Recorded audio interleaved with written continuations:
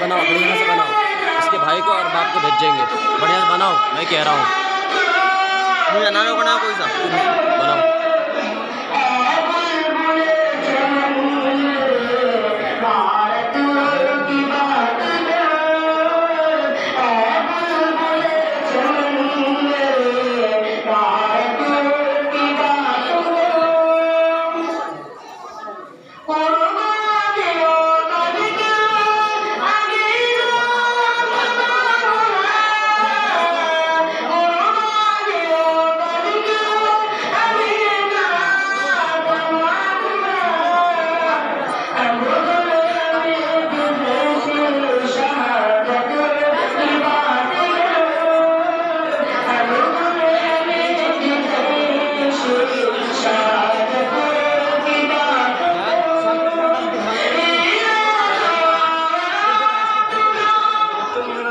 ये बच्चे बिल्कुल खामोशी के साथ बैठ रहे हैं।